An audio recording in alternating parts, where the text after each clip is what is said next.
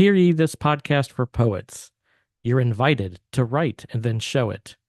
Bring your poems and your thought, or any balladry you've wrought. You're the poet, and now the world will know it. Welcome to episode 20 of You're the Poet, the poetry podcast featuring you. I'm host Matt Burgio, and I'm here with co-host Phil Burgio. Phil, welcome. Thank you. Good to be here. Here at You're the Poet, our purpose is to share our love of poetry with the world and invite you to do the same. I want to start by saying thank you to all of our listeners who have made You're the Poet possible. We hope you enjoy the podcast and the poetry that is shared here. We're calling this episode our Limerick Special, and we'll be talking a little bit about the history of the limerick, its form, and sharing some classic examples.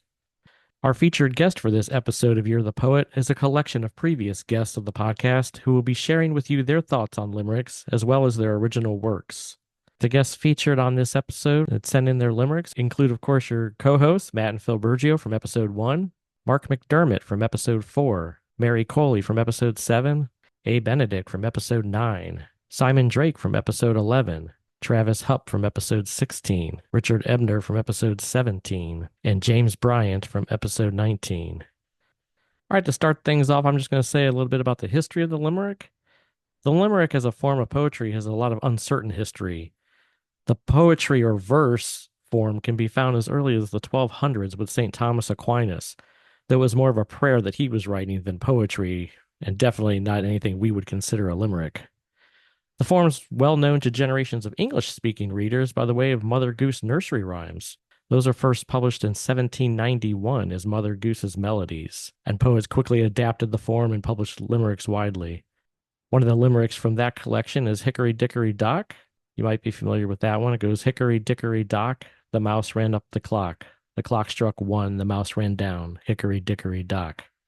And actually, the earliest recorded version of that rhyme is in Tommy Thumb's Pretty Songbook, which was published in London about 1744, which it uses the opening line, Hickory Dickory Dock.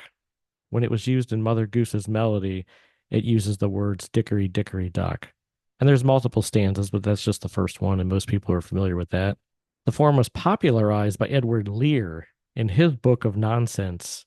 That was published in 1846, and Lear wrote over 200 limericks and is kind of considered the father of limericks in the English-speaking world. Though it is important to note that during his time, they weren't called limericks. They were just called nonsense verses or poems. I want to read a couple of Lear's limericks as part of our classic poems for this episode. Here are two of them. There was an old man with a beard who said, "It is just as I feared. 2 owls and a hen, 4 larks and a wren have all built their nests in my beard." Edward Lear. Here's another one. There is a young lady whose nose continually prospers and grows. When it grew out of sight, she exclaimed in affright, "Oh, farewell to the end of my nose." Edward Lear. The one thing I like to point out about a lot of the Lear limericks is that I would talk about form in a minute, but he uses the rhyme scheme. He typically repeats in his last line the same word as the first line, although there's obviously variants of that. The limerick's name origins are debated, but the most likely theory is that they come from the McGeoch poets, which were a group of teachers, priests, and literary-minded people in Croom, County Limerick in Ireland in the 18th century. And this would be right after Lear published his book of nonsense. They would recite these verses in local inns, and the poems were often passed down orally through the community, with the name of the form likely originating from a popular nonsense song that included the phrase, "Will you or won't you come to Limerick," which was a county there in Ireland. Like all poetry, it evolved. Limericks were often bawdy and inappropriate. They were sung in pubs and as parlor games, and oftentimes by guys being inappropriate as they got together and shared songs and traded off verses. Yeah, guys will do that. They will indeed. For this episode, we asked our guests to keep these limericks clean, or what we call PG-13. And this reminded me of this anonymous limerick, which I will share as our final classic one. The limerick packs laughs anatomical into space that is quite economical. But the good ones I've seen so seldom are clean, and the clean ones so seldom are comical. And I thought that kind of fit the theme of what we're trying to do here today. Just a quick note about the form. The standard form of a limerick is a stanza of 5 lines, with the first, second, and fifth rhyming with one another and having 3 feet or 3 syllables each, and the shorter third and fourth lines also rhyming with each other, but having only 2 feet of 3 syllables. So the rhyme scheme is AABBA. And in terms of the meter, the third and fourth lines are usually anapestic or one iamb followed by one anapest. Anapest is a type of meter that just represents two short syllables followed by a long syllable. The first, second, and fifth are usually either anapest or I can't say this word very well, amphibrax, which is just a long syllable in between two short syllables. I'm sorry, that sounds like some kind of prehistoric beast. It does, and I was thinking about that when I was reading it, like amphibrac. Probably saying it wrong, but basically that's, like I said, a long syllable in between two short syllables. Limericks tend to have a song-like quality and a bounce to them, as you've heard in some of the above limericks. But of course, with all forms of poetry, there is evolution in form of meter, and you'll hear a little of that today with our guests. From here, I want to turn it over to Phil to share his thoughts on limericks and a couple of his original works. Phil? Okay, it's fun writing limericks. It's fun writing poetry. I have four here. I didn't really title them. I'm just going to read them. There was an old man named Phil who wanted to climb the tall hill. He started out strong, but something went wrong, and he tumbled like Jack with Jill. Okay, the next one is I wrote a few beer poems. I do like my brew. There's a wonderful drink called beer. It's lauded by folks far and near. It tickles your nose and twinkles your toes and fills you with endless cheer. All right, here's another one about that guy named Phil. There was an old man named Phil who had a remarkable skill. He would take a request and then do his best on the top of the stove or the grill. Okay, here's my last limerick, the last one I wrote a couple days ago. There once was a pirate named Red, who everyone thought was dead. He rose from the grave, but didn't behave. He looted and pillaged instead. Okay, so there's my limericks, and I will continue to write limericks because I enjoy it. I wrote a couple limericks for my granddaughters, and at first I thought they're going to be upset at Papa for teasing on them, but they both asked, "Can I have those?" And it made me feel good. They wanted my poetry. All right, thank you for sharing those. And from here, we'll turn to my limericks for the episode. I'm going to talk a little bit about my love for limericks. So I'm going to read three limericks today. They kind of span my life in terms of when I wrote them. First one starting in either late elementary school or possibly seventh grade English class and go from there. So this was one of the first limericks that I have a record of that I wrote. This was written when I was 13 years old. It's called The Boy from France. There once was a boy from France. A magician put him in a trance.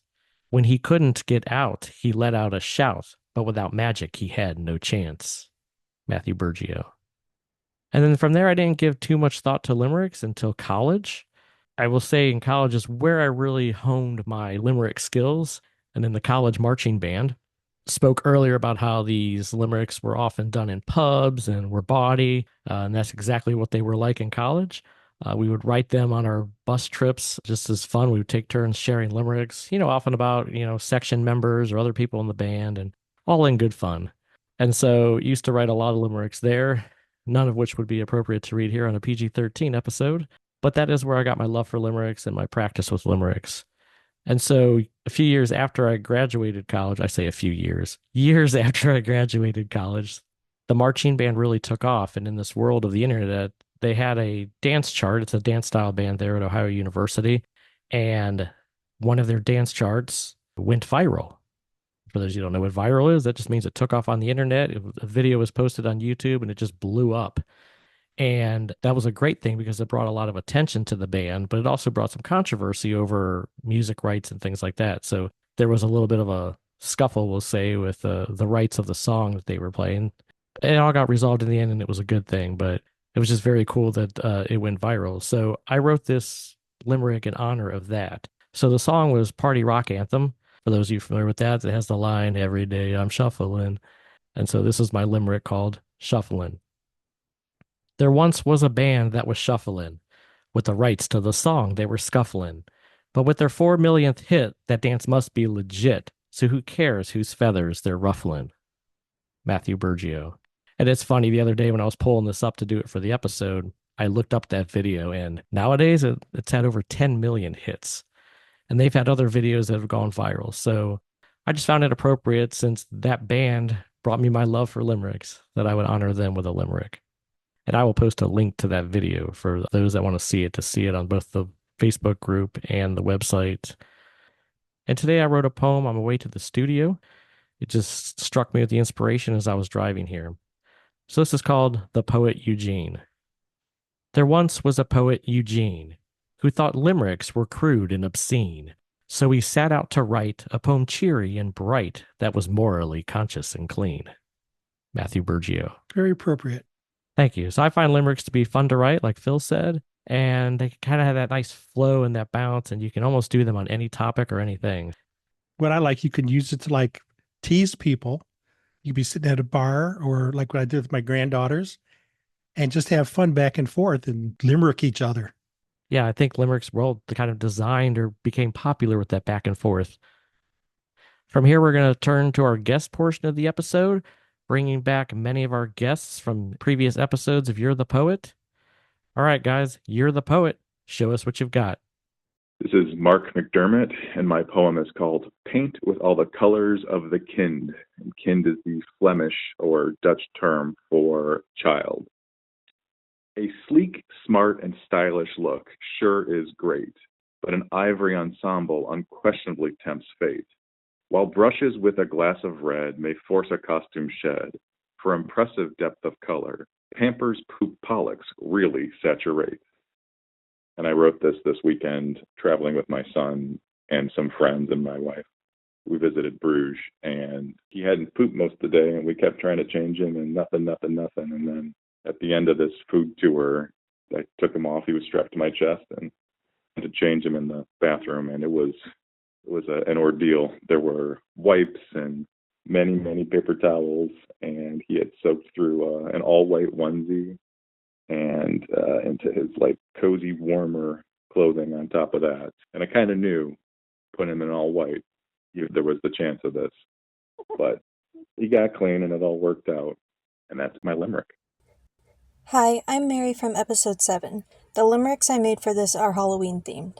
I have never created a limerick before. I've seen a lot of silly ones, so that is what I tried to go for. My first one is called Sally's Candy Curse. There once was a witch named Sally, whose broom flew fast down the alley. She turned folks to drops as sweet candy pops, but found herself lonely, sadly. Here's my second one. The Haunted Harvest. There once were some pumpkins of hue, who ran through the night chasing you. They'd twist and they'd twirl, with a fright and a whirl, till you woke to the news in full view. Hello, I'm A. Benedict from the great state of New Jersey, and you're listening and watching You're the Poet. This is the Limerick edition. I'm going to read two quick limericks that I wrote.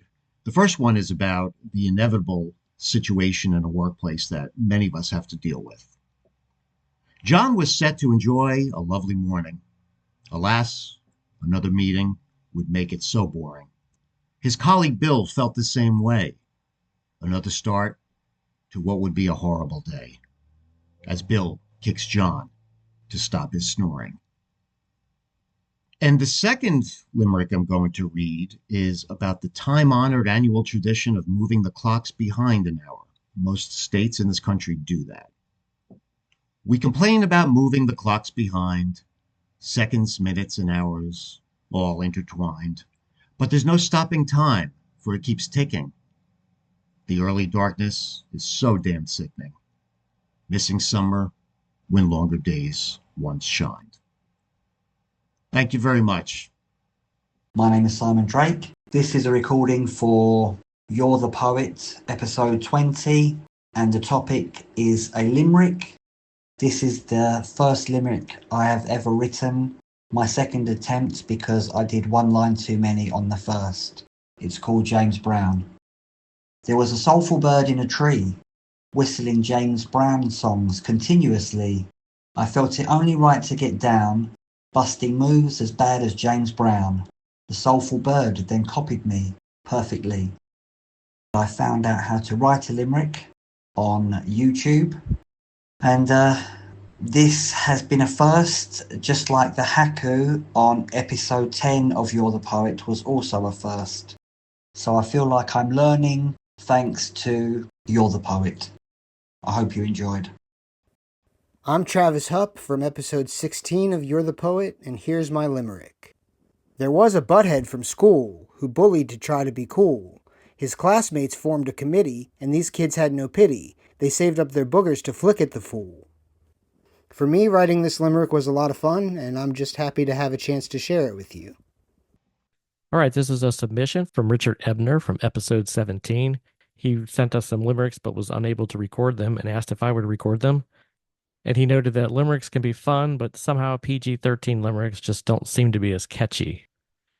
So here are 2 limericks by Richard Ebner. Today, groceries have become so expensive, and manufactured packages are deceptive.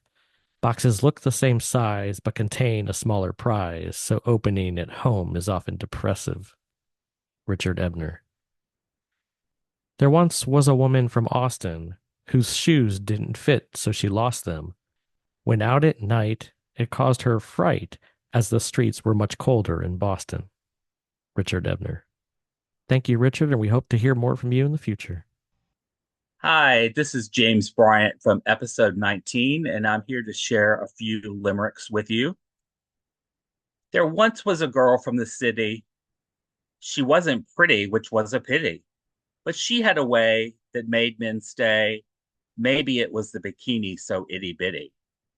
And I wrote that because limericks are known to be naughty, and I wanted to set it up so the reader might think it might go in a naughty direction, and then I do a left turn at the end and don't go there. And then I have a trio of poems specific for the season that we're upon, Halloween. There was a vampire that couldn't drink blood. Each of his victims turned out to be a dud. He then went on a diet and became quite quiet. The next time I saw him, he was a stud. I saw a werewolf, he was so hairy. His teeth made him look so scary. He made me scream. I gave him ice cream. Turned out he was allergic to dairy. The witch flew off on her broom. She was the first to leave the room. She fled in a hurry. I started to worry. The next time I saw her was on Zoom. And obviously the Halloween season is what inspired those. And then I've got a final one for you. I walked under a ladder and saw a black cat. The mirror then cracked, making me look fat. The clover lost a leaf, causing me grief. All my good fortune had just fallen flat. And with that, I just tried to incorporate as many bad luck omens as I could into a hopefully humorous limerick for you. And these are by James Bryant from episode 19. All right. Thank you to our previous poets. We really enjoyed that. Thank you for taking the time to send in your limericks.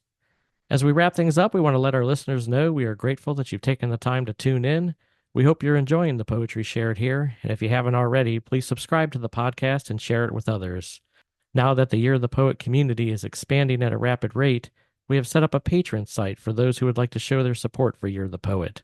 You can find us on buymeacoffee.com/yearthepoet. Thank you for your support as we continue to grow. If you've written any poetry and you want to share it here, whether you just have an interest in poetry, consider yourself an amateur poet, or a professional poet with published works, contact us to be a guest on a future episode. Please check out the website at www.you'rethepoet.com. There's a section there that answers questions about being a guest. Follow us on Facebook for updates and info, and send us an email to host@you'rethepoet.com for feedback or questions about the podcast and how to be our next guest. Until next time, Phil, thanks for joining us. No problem. I enjoyed this session. Thank you, everyone. Goodbye.